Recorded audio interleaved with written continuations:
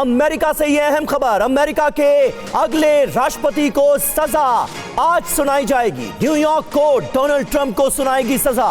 शपथ से ठीक 10 दिन पहले डोनाल्ड ट्रंप को सजा सुनाई जानी है, इसलिए पूरी दुनिया की निगाहें आज न्यूयॉर्क की कोर्ट पर होंगी। भारतीय समय के मुताबिक रात 8 बजे सजा का ऐलान हो जाएगा। सुप्रीम कोर्ट से भी दरअसल ट्रंप को राहत नहीं मिली है। सुप्रीम कोर्ट के 9 में से 5 जजों ने दिया आदेश कि ट्रंप को न्यूयॉर्क की कोर्ट सजा सुना सकती है, यानी उन्हें दोषी पाया गया है। सजा उन्हें आज सुनाई जाएगी। शपथ से 10 दिन पहले ट्रंप की सजा का ऐलान करना है न्यूयॉर्क कोर्ट को। तो ये बड़ी खबर, शपथ ग्रहण होना है 20 जनवरी को, लेकिन उससे ठीक 10 दिन पहले आज न्यूयॉर्क कोर्ट सजा सुनाने जा रही है अमेरिका के नवनिर्वाचित राष्ट्रपति डोनाल्ड ट्रंप को। तो ये बड़ी खबर आपको बता रहे हैं, सुप्रीम कोर्ट के 9 में से 5 जजों ने यह आदेश दिया कि ट्रंप को न्यूयॉर्क की कोर्ट सजा सुनाएगी और आज भारतीय समय के मुताबिक रात 8 बजे डोनाल्ड ट्रंप को न्यूयॉर्क की कोर्ट सजा सुनाएगी। आपको बताते हैं कि ट्रंप को किस मामले में सजा सुनाई जाएगी। सुप्रीम कोर्ट ने ट्रंप की सजा को रोकने से दरअसल इनकार कर दिया है। जी हां, डोनाल्ड ट्रंप ने ये याचिका दायर की थी कि उनकी सजा पर रोक लगाई जाए। डोनाल्ड ट्रंप पर अडल्ट स्टार को पैसे देने का आरोप लगा है, हश मनी जिसे कहा जाता है। संबंधों पर चुप्पी साधने के लिए पैसे देने का आरोप डोनाल्ड ट्रंप पर लगा है। 2016 के राष्ट्रपति चुनाव से ठीक पहले ये पैसे दिए गए थे, ये पता चला है। अडल्ट स्टार स्टॉर्मी डैनियल्स को $1,30,000 की रकम दी गई थी और इस मामले में डोनाल्ड ट्रंप दोषी पाए गए हैं। डैनियल्स को पैसे देकर मामले को छिपाने के लिए दबाव डाला गया था। डैनियल्स ने ट्रंप पर यौन उत्पीड़न के आरोप लगाए थे और इसी के बाद उन्हें पैसे की पेशकश की जाती है, पैसे दिए जाते हैं और करा दिया जाता है चुप। लेकिन अब इस मामले में ट्रंप फंस गए। ट्रंप सभी आरोपों को खारिज कर पहुंचे थे सुप्रीम कोर्ट, इसके लिए पहुंचे थे, लेकिन ऐसा हो नहीं पाया और सुप्रीम कोर्ट ने डोनाल्ड ट्रंप की सजा पर रोक से कर दिया है इनकार। मनीष झा हमारे साथ मौजूद हैं। मनीष, पूरी दुनिया इंतजार कर रही है 20 जनवरी का, जब डोनाल्ड ट्रंप अमेरिका के नए राष्ट्रपति के तौर पर शपथ लेंगे, लेकिन उससे पहले डोनाल्ड ट्रंप बड़ी मुश्किल में फंसते हुए नजर आ रहे हैं। सजा को रोकने से साफ तौर पर इनकार कर दिया गया है और आज सजा का ऐलान होगा भारतीय समय के मुताबिक 8 बजे। हो क्या सकता है, कितनी सजा हो सकती है? देखिए, अमेरिका में क्या क्या खेला हो रहा है ये सब तो हम देख ही रहे हैं कि किस तरीके से अब शपथ ग्रहण से ठीक 10 दिन पहले, मतलब बाकी दुनिया के देशों में तो इस बात की कल्पना भी नहीं की जा सकती है कि कोई व्यक्ति जो राष्ट्रपति का शपथ लेने जा रहा हो उससे 10 दिन पहले इस तरह से सजा का ऐलान हो रहा है। लेकिन हाँ, ये बात है कि न्यूयॉर्क की कोर्ट ने ये कहा था कि हम सजा सुनाएंगे लेकिन हम ट्रंप को जेल नहीं भेजेंगे, तो फिर वो जेल नहीं जाएंगे, ये लगभग तय सा लग रहा है। फिर सवाल यह है कि ट्रंप को डर किस बात का है अगर वो जेल नहीं जाएंगे तो उन्हें शायद ये डर है। पहली बात तो उन्हें भरोसा नहीं हो रहा है ना कोर्ट पर ना सिस्टम पर। इस वक्त उन्हें लग रहा है कि कह रहे हैं कि जेल नहीं भेजेंगे, कहीं भेज दिया तब क्या होगा। दूसरी बात यह है कि उनको ये लग रहा है कि वो एक इतिहास में ऐसे व्यक्ति के तौर पर जाने जाएंगे जो सजा याफ्ता होंगे और फिर उन्हें जो है सो उन राष्ट्रपति पद की शपथ दिलाई गई है।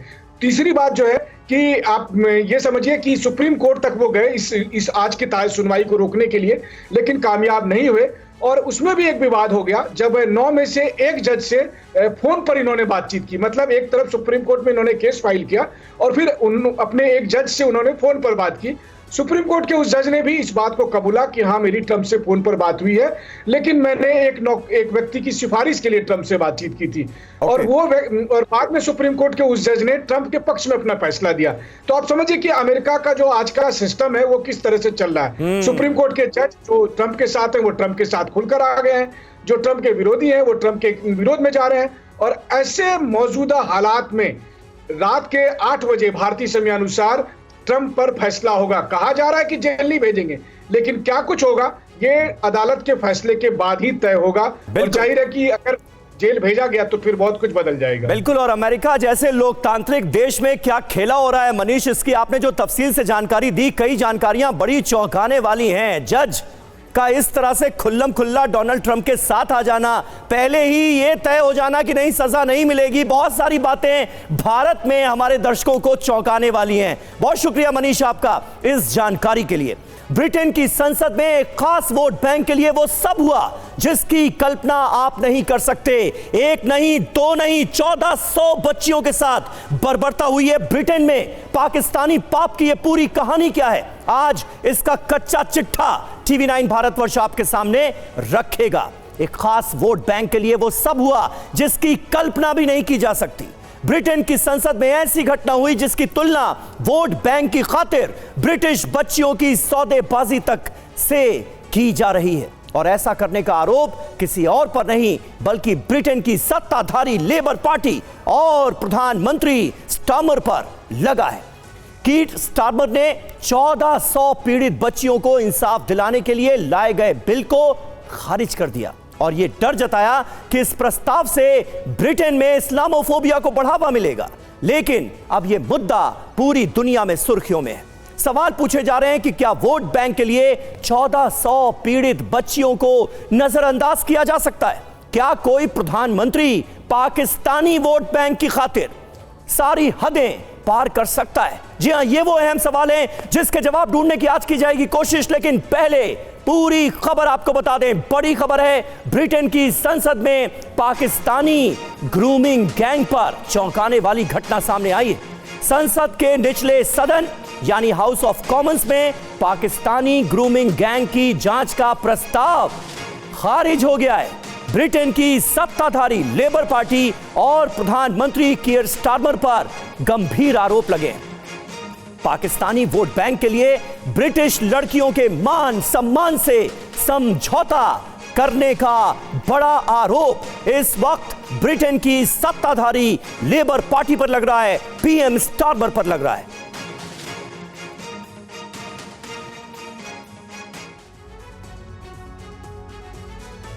जी हां, पाकिस्तानी ग्रूमिंग गैंग को लेकर आई यह खबर इतनी बड़ी है कि इसकी चर्चा ना सिर्फ ब्रिटेन में हो रही है बल्कि पड़ोसी पाकिस्तान से लेकर अमेरिका और यूरोप तक की जा रही है। आप सोच रहे होंगे कि यह पाकिस्तानी ग्रूमिंग गैंग है क्या जिसने पूरी दुनिया को हिलाकर रख दिया?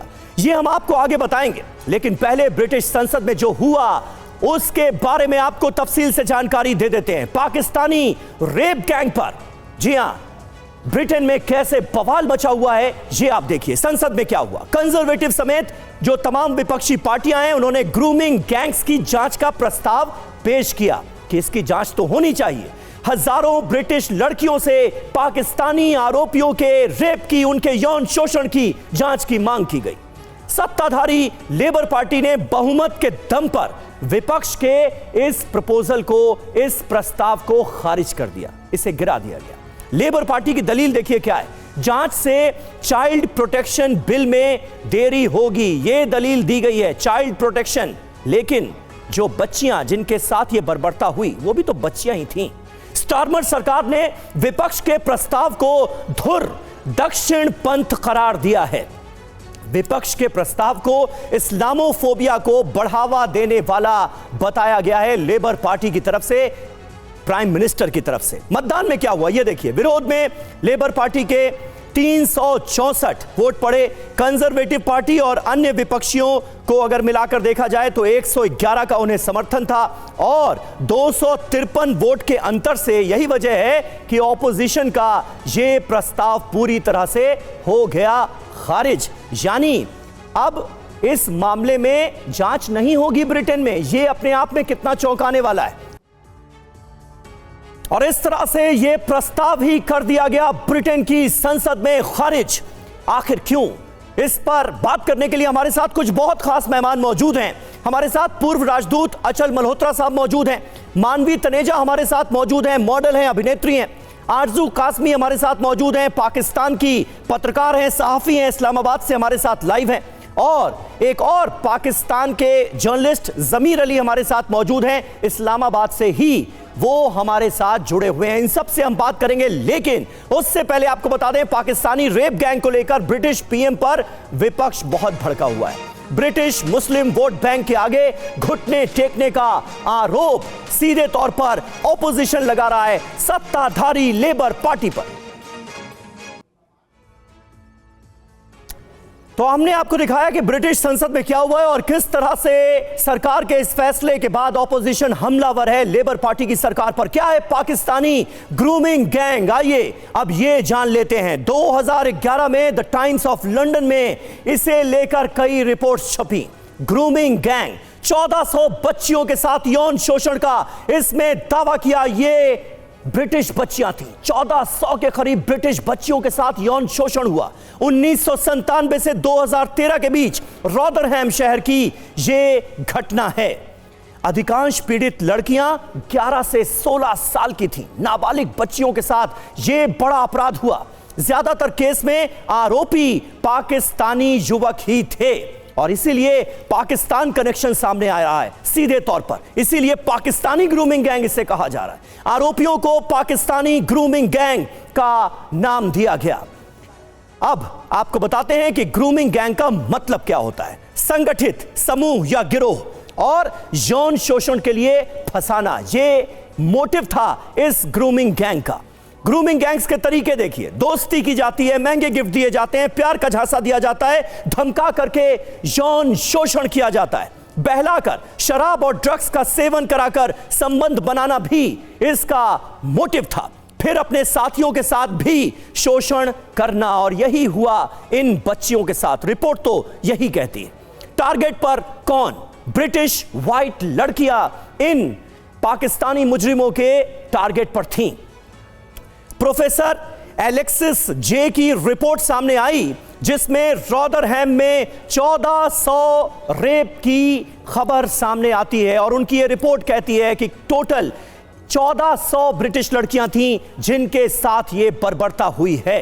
और एलेक्सिस जे की रिपोर्ट में ही पहली बार इस शब्द का इस्तेमाल हुआ, ग्रूमिंग गैंग। और तब से लेकर अब तक ये सिलसिला जारी है क्या? यह भी एक सवाल है। एलेक्सिस जे की रिपोर्ट कहती है ब्रिटिश व्हाइट लड़कियों का विरोध किया गया और अपराधी पाकिस्तानी थे। जांच रिपोर्ट की 20 सिफारिशें भी सामने आई उस वक्त, लेकिन कार्रवाई अब तक अधूरी है। कब आई रिपोर्ट? 2014 में। कार्रवाई अब तक नहीं हुई। और इसकी सबसे बड़ी वजह आखिर है क्या? सबसे बड़ी वजह यह रही आपके सामने, वोट बैंक का डर। यही वजह है क्या जिसकी वजह से अब तक जांच नहीं हो पाई है और एक बार फिर ब्रिटिश संसद में जांच का प्रस्ताव खारिज कर दिया जाता है। अचल मल्होत्रा साहब, क्या यह बात आपको चौंकाती है? यह तो ब्रिटेन के लिए राष्ट्रीय शर्म का विषय होना चाहिए था, लेकिन जांच से भी इनकार, आखिर क्यों?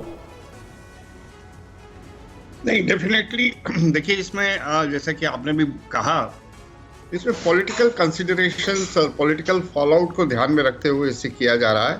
और दूसरी बात यह कि स्टारमर जो इस समय प्राइम मिनिस्टर है जी, जिस समय ये कांड हुआ था उस समय ये चीफ प्रोसिक्यूटर ऑफिसर हुआ करते थे। राइट। और इनके दौरान हुआ तो इन्हें ये भी डर है कि इसका रिफ्लेक्शन इनकी कैरियर पे भी पड़ सकता है। इंडिविजुअली भी आपने सुना होगा, एक एमपी कह भी रही थी कि this is not about you Starmer, ये हम अपनी बच्चियों के बारे में इस बात को लेके आगे इन्वेस्टिगेशन चाहते हैं। बिल्कुल, ये आपके लिए नहीं है, ये विक्टिम्स के लिए। नहीं, विक्टिम्स के लिए ले रहे हैं, लेकिन नहीं, एमपी ने तो ये कहा कि ये स्टारमर इसे इंडिविजुअली अपने अगेंस्ट मत ले। बिल्कुल, हम जो ये रिपोर्ट, हम जो इन्वेस्टिगेशन की बात कर रहे हैं, उन बच्चियों जो विक्टिम हुई हैं उनकी इंटरेस्ट को ध्यान में रखते हुए हम इन्वेस्टिगेशन चाहते हैं। स्टारमर कहते हैं कि ये उस समय जब हुआ था 2-3 रिपोर्ट्स, इसके ऊपर 3-4 रिपोर्ट आई थी, उसके बाद रिकमेंडेशंस भी हुई थी। और लोगों का ये भी मानना है कि उस समय की जो पुलिस, जो लॉ एंड ऑर्डर व्यवस्था थी, उन्होंने इसको बहुत हल्के में लिया। बहुत बार तो इन्होंने ब्रश असाइड कर दिया। बेचारी जो विक्टिम्स थी उन्हीं पे ब्लेम डाल दिया कि नहीं ये इन्होंने, this was their choice of life, कि उन्होंने ये ऐसी लाइफ चुनी, तो खुद ही जो विक्टिम बनी उसके लिए वो खुद ही जिम्मेदार है। कुल मिलाकर इसके पीछे जो भावना यही थी कि आप वो ये नहीं चाहते थे कि जो एक बड़ा बड़ा एक मुस्लिम वोट बैंक है, अगर इस तरह की बहुत खुल के अगर इन्वेस्टिगेशन होगी, एक पर्टिकुलर एथनिसिटी को टारगेट किया जाएगा, तो उसका जो बैकलैश होगा वो किसी हद तक डर भी सही है। लेकिन इस डर के चलते हुए क्या इतना बड़ा इतना बड़ा अपराध बच्चियों के साथ हो रहा है, उसको हम बरकरार कर सकते हैं? ये एक बहुत बड़ा सवाल है। बिल्कुल, ये बहुत बड़ा सवाल है, बहुत बड़ा सवाल है सर। बिल्कुल आपने सही कहा। जल्दी से हम आरजू कासमी का रुख करना चाहेंगे पाकिस्तान से, इस्लामाबाद से। वो इस वक्त हमारे साथ मौजूद हैं, पाकिस्तानी जर्नलिस्ट। आरजू, क्या लगता है आपको, रॉदरहैम एक ऐसा शहर जो कि लंदन से 163 मील दूर है, 2010 में 5 पाकिस्तानी युवकों को इसके लिए सजा भी होती है, और तब से लेकर अब तक ग्रूमिंग गैंग का जो कच्चा चिट्ठा 2014 में जारी किया गया, उसके मुताबिक ही 1400 लड़कियों को शिकार बनाया जा चुका था, और अभी तक जांच नहीं हो रही। सिर्फ और सिर्फ पाकिस्तानी वोट बैंक जो कि ब्रिटेन के अंदर मौजूद है, वो इसकी बड़ी वजह आपको नजर आती है, या फिर कुछ और? देखिए, मुझे तो समीर ये लगता है कि अगर इन्होंने सज़ा दी थी उसके बाद भी ये रोक नहीं पाए, तो ये बहुत एक अजीब सी बात है, क्योंकि हमारे जैसी कंट्रीज़ में तो आप समझ सकते हैं कि यहाँ पे इतना ज़्यादा लॉ एंड ऑर्डर के ऊपर काम नहीं होता। लेकिन अगर ब्रिटेन में भी यही कुछ हो रहा है कि इस तरह से बच्चियों को जो है परेशान किया जा रहा है, या रेप गैंग चल रहे हैं और वो कुछ नहीं कर पा रहे, तो ये चीज़ तो कोई भी एक्सेप्ट नहीं करेगा। और अगर ये अपना वोट बैंक के लिए कर रहे हैं, तो वोट बैंक सिर्फ पाकिस्तान का तो नहीं है, बहुत सी और कंट्रीज हैं। लेकिन किस वजह से और कौन सा ऐसा प्रेशर है जो इन लोगों को डिपोर्ट करने से रोका जा रहा है, इनको सजा देने से रोका जा रहा है, या फिर ये कर नहीं पा रहे? इसलिए कि ये चीज़ तो वाकई में मैं कहूँगी कि मेरी समझ से बाहर है कि ये आखिर कैसे ब्रिटेन जैसी जगह पर ये सब कुछ हो रहा है, होता रहा है, और उसमें पाकिस्तानी इन्वॉल्व अगर रहे हैं तो उनको सजा क्यों नहीं हुई? उन्होंने अपनी कंट्री से निकाल क्यों नहीं दिया? अगर कोई सख्त किस्म की सजा दी गई होती तो यकीनन ये चीज रोकी जा सकती थी, और इसको इतना हल्के में या इतना इग्नोर क्यों किया गया, इतना इन्होंने उसको पर पूरी से काम क्यों नहीं किया? ये एक बहुत जब सवाल ये उठता है ना आरजू की, ऐसा क्यों नहीं हुआ, और अभी भी जांच से कतरा क्यों रहा है ब्रिटेन, क्यों अभी भी सरकार जांच कराने के लिए तैयार नहीं है, तो इसी पाकिस्तानी वोट बैंक का वहां जिक्र किया जा रहा है। और जो 6.5% पाकिस्तानी वोट बैंक है, उसको कोई नाराज नहीं करना चाहता, इसलिए अपनी ही बेटियों के साथ जो यौन शोषण हुआ उसको भुलाने तक के लिए तैयार है ब्रिटेन। ये अपने आप में चौंकाने वाली बात है। वहां पर यह कहा जा रहा है कि भाई देखिए, ये राइट विंग हावी होने की कोशिश कर रहा है, इस्लामोफोबिया फैल जाएगा अगर इस तरह का एक्शन हुआ तो। इस तरह की दलीलों को आप कितना जायज मानती हैं? नहीं, मुझे लगता है कि बिल्कुल जायज नहीं है, और अगर कोई क्राइम हुआ है तो उसको उसी तरह से हैंडल करना चाहिए। इसमें कोई ऐसी चीज नहीं होनी चाहिए कि इस्लामोफोबिया हो जाएगा या वोट बैंक की वजह से ये एक्शन नहीं होना चाहिए। कम से कम अमेरिका या ब्रिटेन और इस तरह की कंट्री से तो हम ये एक्सपेक्ट नहीं करते कि इनके ऊपर इस तरह का प्रेशर होगा, लेकिन ये वेरी वेरी अनफॉर्चुनेट कि वहां पर ऐसा हो रहा है। मानवी तनेजा हमारे साथ मौजूद हैं, मॉडल हैं, अदाकारा हैं। मानवी, क्या लगता है आपको, इतनी बड़ी घटना हो जाती है? क्योंकि 2014 में ही जो आंकड़ा एक रिपोर्ट में सामने आया था वो था 1400 का, और कुछ लोग आशंका ये जता रहे हैं कि क्योंकि कार्रवाई हुई नहीं, वो 5 लोगों को सजा होती है, 5 पाकिस्तानी युवकों को 2010 में, उसके बावजूद भी ये सिलसिला जारी रहता है, और अब कोई जांच कराने तक के लिए तैयार नहीं है। तो मुमकिन है कि आज की तारीख में भी ब्रिटेन में तमाम जो मासूम बच्चियां हैं, मैं तो बच्चियां ही कहूंगा क्योंकि ज्यादातर नाबालिग हैं, वो शिकार बन रही होंगी इन राक्षसों का।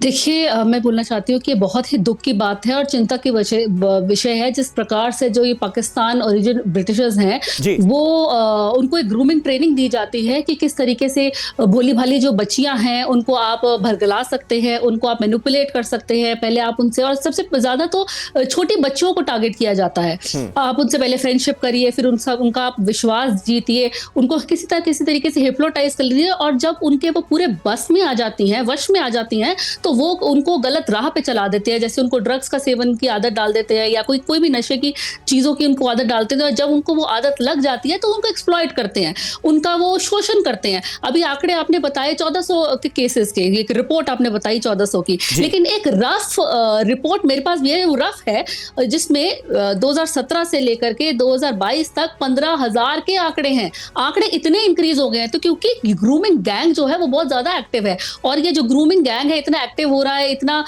इन्फ्लुएंस कर रहा है लोगों को जुड़ने के लिए, कि कहीं ना कहीं इस वक्त एक ये वजह है जो इस्लाम धर्म है वो भी खतरे में आ गया है। मैं बोलना चाहती हूँ, अभी आपके पत्रकार जुड़े थे, चैरिटी बिगिंस एट होम।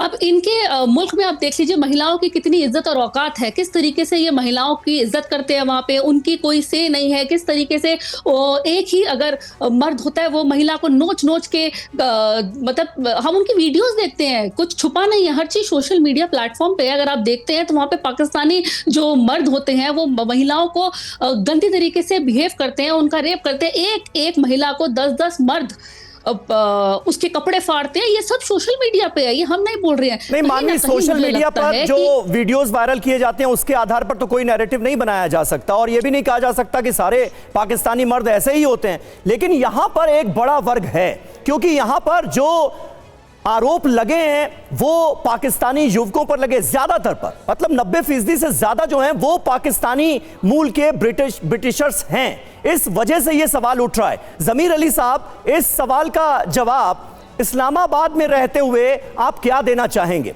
क्या यह पाकिस्तान की साख पर भी एक बड़ा बट्टा है कि वो पाकिस्तानी मूल के लोग जो कि अब ब्रिटिश नागरिक हैं, ब्रिटेन में रह रहे हैं सालों से, वो युवक इस तरह की गतिविधियों को अंजाम दे रहे हैं, इस तरह की एक्टिविटीज में लिप्त हैं? इसके पीछे कोई खास मोटिव आपको नजर आता है क्या? समीर जी, देखिए इस तरह के जो इंसानी अलमिया है, मैं तो इसको इंसानी अलमिया कहूँगा, इस तरह के इंसानी अलमियों के पीछे हमेशा से एक ख़ास जहनीत होती है। अदरवाइज़ आप देखिए ना तो इस्लाम में इस तरह की किसी चीज़ की इजाज़त है, ना ही हमारा जो हिंदुस्तान और पाकिस्तान का जो कल्चर है या समाज है, यहाँ पर इस तरह के किसी भी काज को जो है सपोर्ट किया जाता है या उसको कोई अच्छा समझा जाता है। लेकिन अफसोसनाक सूरत हाल ये कि बरतानिया में जैसे दो अल्फाज इस्तेमाल किए गए थे, एक तो उन्होंने एशियंस का इस्तेमाल किया था, दूसरा ज्यादातर पाकिस्तानियों के हवाले से ही कहा जाता है। देखिए इस तरह की जो एक क्रिमिनल मेंटेलिटी है ये दुनिया के हर मुल्क में पाई जाती है। बुनियादी तौर पे तो इसकी जिम्मेदारी ब्रिटिश गवर्नमेंट पे आती है कि वो इंसानियत के नाते और तमाम जो मज़ाहिब है उनकी अगर तालीमात को देखे तो उसमें बिल्कुल कि इस तरह के किसी भी जुर्म को किसी कीमत पर भी, ना तो वोट के आसरे पे या ना किसी और वजह से उसको कोई इग्नोर किया जा सकता है। इस तरह के जितने भी जराइम हैं उनको सख्त से सख्त सजा होनी चाहिए। अब देखिए उन्होंने ये जो बिल मौखर किया है उसमें कहा है कि अगर इस तरह के बिल को मंजूर किया गया तो इस्लामाइजेशन हो जाएगी, इस्लामोफोबिया फैल जाएगा।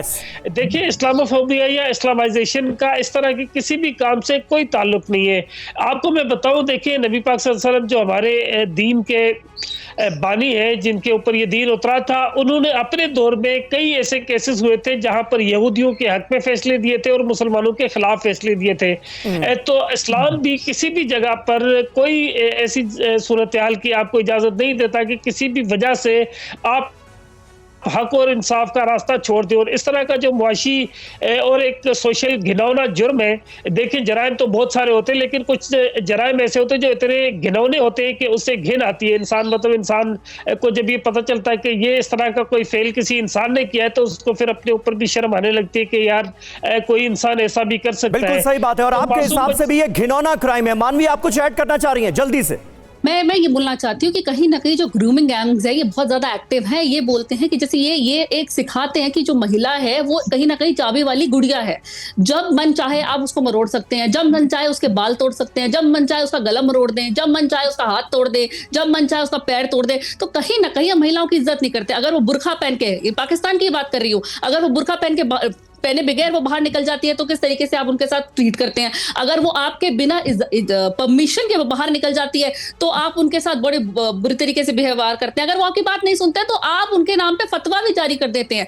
आपकी वजह से, मैंने पहले भी बोला कि इस्लाम धर्म खतरे में। अगर आप दूसरे इस्लामिक कंट्री से कंपेयर करें, वहां पे महिलाओं की बहुत इज्जत होती है, बहुत मान दिया जाता है, बहुत सम्मान दिया जाता है। आप कोई भी कंट्री उठा ले, दुबई, कतर, कितनी सारी ऐसी है। लेकिन पाकिस्तान की अगर हम बात करें तो वहां पे ग्रूमिंग सेंटर्स हैं, वहां वहां पे ऐसे आपने क्लासेस खोल रखी है जहां पे आप सिखाया जाता है कि महिलाओं को आप कैसे यानी आप ये कह रहे हैं कि पाकिस्तान के जो कट्टरपंथी हैं वो आज की तारीख में जिस तरह से हावी होते हुए जा रहे हैं, न जाने कौन सा नैरेटिव उनकी तरफ से गढ़ा जा रहा है, न जाने कौन सा मजहब सिखाया जा रहा है, न जाने कौन से धर्म का पाठ पढ़ाया जा रहा है, जिसका अंजाम हमें देखने को मिल रहा है। जमीर साहब भी कह रहे हैं कि ये एक घिनौना क्राइम है, ऐसे लोगों को, ऐसे दोषियों को सख्त सजा मिलनी चाहिए। और हमारे साथ अचल मल्होत्रा साहब मौजूद हैं। मल्होत्रा साहब, ये मामला बहुत गंभीर नजर आता है और ये सिर्फ ऐसा भी नहीं है कि रॉदरहैम की ही ये कहानियां हैं। रॉदरहैम से लेकर ब्रिस्टल, ब्रिस्टल से लेकर ऑक्सफोर्ड, कुल 50 शहरों में इस तरह के कांड होने की जानकारियां सामने आई हैं। आखिर कब तक सरकार बच सकती है कि जांच ही ना कराइए, क्योंकि जांच कराएंगे तो इस्लामोफोबिया फैल जाएगा, जांच कराएंगे तो वोट बैंक नाराज हो जाएगा। इन दलीलों के साथ आप कब तक इस बात पर टिके रह सकते हैं कि आप जांच ही नहीं कराएंगे? देखिए, इस समय जो सरकार है, फॉर्चुनेटली अनफॉर्चुनेटली जो नंबर्स हैं उनकी फेवर में है। हाँ। और चूंकि उन्होंने एक इसके बारे में मन बना लिया, तो मुझे लगता है कि शायद इन्वेस्टिगेशन, इसकी जो जांच की बात हो रही है वो पार्लियामेंट में तो नहीं हो पाएगी। इसमें कोई सोशल रिवोल्ट हो, जो विक्टिम्स हैं उनकी फैमिली से। देखिए, ये मामला भी ऐसा है कि इसमें बहुत सारे लोग खुल के भी सामने नहीं आ रहे। जो नंबर्स की हम बात कर रहे हैं, ऐसा भी कहा जा रहा है कि ये नंबर्स तो वो हैं जो सामने आए, जिन्होंने मान लिया इस बात को कि हमारे साथ ऐसा हुआ। जस्ट लाइक रेप विक्टिम का होता ही है कि सब लोग नहीं आते, वो चुप करके घर पे बैठ जाते हैं। तो नंबर्स तो बहुत ज्यादा है। सोशल अवेकनिंग, स्ट्रीट्स पे आके अगर इसकी डिमांड बढ़ेगी, प्रेशर बढ़ेगा इसके ऊपर। अब आप देखिए, अमेरिका में एलन मस्क इसको उछाल रहे हैं, इस मुद्दे को। भारत से हमारी भी एक पार्लियामेंटेरियन ने इसके ऊपर कमेंट किया है। हाँ। तो अगर social pressure from with in UK बढ़ेगा और बाहर से भी प्रेशर पड़ेगा, तो हो सकता है कि स्टारमर की सरकार को ये मानना पड़े और इसके ऊपर इन्वेस्टिगेशन बिठाई जाए। जरूरी नहीं है कि इसे कोई एथनिक कलर दिया जाए। आप बोलिए कि ये एक समस्या है और उसको एड्रेस करना बहुत जरूरी है। बिल्कुल। अब हम ये मान के ही नहीं चल रहे कि ये सब मुस्लिम, ये पाकिस्तानी ही कर रहे हैं या सिर्फ मुस्लिम्स ही कर रहे हैं। ठीक है, एक ब्रॉड पिक्चर जो अब तक समझ में आ रही है वो ये है कि विक्टिम्स तो डेफिनेटली वाइट्स हैं, और जो एग्रेसर्स हैं, जिन्होंने ये कांड किया है, वो ज्यादातर एशियन की भी डिस्क्रिप्शन उनके यहाँ बहुत अजीब है। हाँ। उसमें बहुत कुछ आ जाता है। उसमें चाइनीज तक एशियन में गिन लिए जाते हैं। चाइनीज है, बांग्लादेशीज है, पाकिस्तानीज है, हिंदुस्तानीज है, साउथ एशिया का सभी कोई एशियन हो जाता है। तो नहीं, और आप जिन पार्लियामेंटेरियन का जिक्र कर रहे हैं जिन्होंने इस मुद्दे को उठाया, उसके जवाब में एलन मस्क ने ये क्लियर भी किया कि हाँ, ये बात सही है कि एशियंस का जिक्र नहीं होना चाहिए, यहां पर मतलब पाकिस्तानी से है। लेकिन अचल मल्होत्रा साहब, क्योंकि एलन मस्क का जिक्र हो रहा है, एलन मस्क सिर्फ इस मुद्दे को उछाल ही नहीं रहे, वो ये कह रहे हैं कि स्टॉर्मर को अपना पद छोड़ना पड़ेगा और संसद को भंग करना पड़ेगा, नए सिरे से चुनाव हो, जिम्मेदारी लेनी पड़ेगी स्टॉर्मर को। वो यहां तक जा रहे हैं। तो क्या यह मुमकिन है और अमेरिका का दबाव इस मामले में क्या रंग ला सकता है? देखिए, मुझे थोड़ा मेरी सोच इसमें थोड़ी दूसरी है। इसको आप देखिए, एलन मस्क इस समय ऑलमोस्ट आप कह सकते हैं कि डोनाल्ड ट्रंप के बिहाफ पे बोल रहे हैं। बिल्कुल। और डोनाल्ड ट्रंप अपनी 20 जनवरी को स्वेरिंग इन सेरेमनी से पहले ही आप देखिए कितने सिग्नल्स और कितने मैसेजिंग कर रहे हैं। वो कनाडा को बोल रहे हैं कि हम आपको 51st स्टेट बना देंगे। वो ग्रीनलैंड खरीद लेना चाहते हैं। वो पैनामा कनाल का कंट्रोल वापस लेना चाहते हैं। वो गल्फ ऑफ मैक्सिको को गल्फ ऑफ अमेरिका बनाना चाहते हैं। बेसिकली ये नहीं है कि वो सब ये करना चाहते हैं। बेसिकली ये मैसेजेस हैं उन लीडर्स की तरफ, उन सरकारों की तरफ बिफोर हैंड कि भाई यू फॉलो मी। अगर आपने मेरी लाइन टो नहीं करी तो मैं आपको जो है आपको इसका बहुत खमियाजा भुगतना पड़ेगा। ट्रूडो के लिए यही बात थी, या कैनेडियन लीडर्स के लिए यही बात थी कि या तो आप सेकंड जूनियर पार्टनर बनेंगे हमारे, या फिर हम आपको अपने साथ मिला लेंगे। ऐसे ही कुछ मुझे लग रहा है कि स्टारमर को भी कहा जा रहा है, यू फॉलो इन लाइन। आप अमेरिका का फॉलो करिए ब्लाइंडली। मेरे आने के बाद भी अब तक जो बाइडेन के साथ करते आ रहे हैं, जो आप अमेरिका के बड़े अलाइज हैं, तो मुझे लग रहा है सेलेक्टिवली एक मैसेजिंग की जा रही है। आप इसे उस कॉन्टेक्स्ट में देखिए इसमें डोनाल्ड ट्रंप ने खुल के नहीं बोला, बल्कि एलन मस्क को फ्रंट लाइन पे डाला है। जो हम जानते हैं उनके रिश्तों के बारे में सब कुछ जानते हैं कि आज एलन मस्क उनके काफी चहेते हैं आज की तारीख में। तो मैं इसे इस कॉन्टेक्स्ट में देख रहा हूँ। वरना एलन मस्क को क्या इंटरेस्ट हो सकता है कि स्टारमर जाए या कंजर्वेटिव रहे या लिबरल रहे, अनलेस उसका कोई पर्सनल कॉन्फ्लिक्ट वाली बात भी कोई समझ में नहीं आ रही। लेकिन मुद्दा, जमीनी मुद्दा ये है कि ये एक हीनियस क्राइम हो रहा है वहां। बिल्कुल सही बात है, बिल्कुल सही बात है, और इसको नजरअंदाज नहीं किया जा सकता। आरजू कासमी हमारे साथ मौजूद हैं। आरजू, कुल मिलाकर बात तो लगातार हम कर ही रहे हैं कि ये ब्रिटेन के लिए एक बड़ा प्लॉट है, ब्रिटेन के लिए शर्म का विषय है, शर्म का सबब है। लेकिन दाग तो पाकिस्तान पर भी लग रहा है, क्योंकि ज्यादातर पाकिस्तानी मूल के लोग इस तरह की शर्मनाक गतिविधियों में लिप्त पाए गए। तो पाकिस्तान की सरकार, पाकिस्तान के हुक्मरान, पाकिस्तान के आम लोग इस पूरी घटना को कैसे देख रहे हैं? देखिए, बिल्कुल इसमें पाकिस्तानियों का भी नाम लिया जा रहा है, और जैसे कि मल्होत्रा साहब ने भी कहा कि इसमें कहा जा रहा है, तो बहुत सी कंट्रीज आती हैं, लेकिन ऑब्वियसली यहाँ पर इस चीज को देखा जा रहा है और एक एम्बैरेसमेंट के तौर पे देखा जा रहा है। लेकिन आपकी एक गेस्ट जो बात कर रही थी कि पाकिस्तान में बुर्का पहनने को कहा जाता है, नहीं तो मारा पीटा जाता है, या इस किस्म की चीजें, वो यहाँ पर नहीं होती। और ना ही कोई ऐसा ग्रुप है जो बिठाकर सिखा रहा हो कि जी आपने फीमेल्स के साथ मिसबिहेव करना है। यहाँ पे एक्सट्रीमिज्म जरूर सिखाई जाती है, उसके लिए मदरसे उदरसे हैं, लेकिन इस किस्म की कोई चीज नहीं होती। मैं खुद पाकिस्तान में इस्लामाबाद में रहती हूँ, मैं वेस्टर्न ड्रेसेस भी पहनती हूँ, मेरी फैमिली में कभी किसी ने बुर्का नहीं पहना, तो यहाँ पे इस तरह का माहौल नहीं है जो अफगानिस्तान का है। लेकिन ये जरूर है कि इस चीज के ऊपर पाकिस्तान में जो है वो रिएक्शन आ रहा है और लोग बहुत एम्बैरेस फील कर रहे हैं अपने आप को। जाहिर है कि पाकिस्तान का एक तरह से नाम कई चीजों में पहले ही खराब हो रहा है, और एक चीज और निकल आई है, तो ये डेफिनेटली एक बहुत एम्बैरेसमेंट की इस वक्त सिचुएशन है यहाँ पर। एम्बैरेसमेंट की सिचुएशन है। जमीर साहब, कैसे आप इसे देखेंगे? वैसे ही पाकिस्तान दुनिया में अलग थलग पड़ता जा रहा है, जिस तरह से कट्टरपंथी जमातें, आतंकवादी तंजीमें वहां पर अपनी धौंस जमाए बैठी हुई हैं उसे लेकर, और अब ये मामला कि जो ब्रिटिश मूल के पाकिस्तानी लोग हैं उन पर इतने बड़े आरोप लगे हैं, कुछ को सजा हुई है, लेकिन बड़े पैमाने पर इस तरह के रैकेट चलाए जा रहे हैं, और इसके पीछे एक खास मोटिव है, एक खास मोटिव के तहत ये सारी गतिविधियां अंजाम दी जा रही हैं। इस फैक्ट का सामने आना, देखिए, मैं तो कहूँगा कि इस तरह की जितनी भी बातें हैं ना, ये सारी की सारी अफसोसनाक है। और मैं आपको एक बात और बताऊं कि देखें, जिस तरह अभी अमेरिकन कह रहे हैं कि जी आप इसकी जांच कराएं या फिर हुकूमत छोड़ दें, तो मेरा ख्याल है कि एक इंतहाई घिनौना और शर्मनाक जुर्म जो है उसको पॉलिटिसाइज करने की कोशिश की जा रही है। इससे जो असल मामला है वो दब जाएगा और जो बाकी मामला है वो ऊपर आ जाएंगे। देखिए, बुनियादी तौर पर ये कि चाहे पाकिस्तान हो, चाहे हिंदुस्तान हो, चाहे बांग्लादेश हो, ये हमारे जो देश है, यहाँ पर हमारा एक समाज है, एक सोसाइटी है। तो आप इस बात को मानेंगे कि हमारी सोसाइटी ने कभी भी इस तरह के किसी भी कांड को जो है ना वो सपोर्ट की है, ना ही कभी उसकी किसी तरह से या इन देशों में कोई गुंजाइश मौजूद है। देखिए, वहां पे जो गैंग ये काम कर रहा है, चाहे वो पाकिस्तानी हो या किसी और मुल्क का है, उसके खिलाफ जरूरी है कि पहले तो जांच हो और उसके बाद उनको कड़ी सजाएं मिलनी चाहिए। देखिए, पाकिस्तानी वोट बैंक की अगर बात करें तो पाकिस्तान के हवाले से जो मुआशी और दीगर मामलात में गवर्नमेंट ऑफ पाकिस्तान बरतानिया से या दीगर ममालिक से बात करती है, तो वहां पर तो उनको पाकिस्तानी वोट बैंक की वजह से प्रेशर नहीं आता। लेकिन एक छोटा सा जो इंतहाई घिनौना मसला है, वहां पर जाते वो कहते हैं कि जी वोट बैंक का भी मसला है और इस्लामोफोबिया हो जाएगी।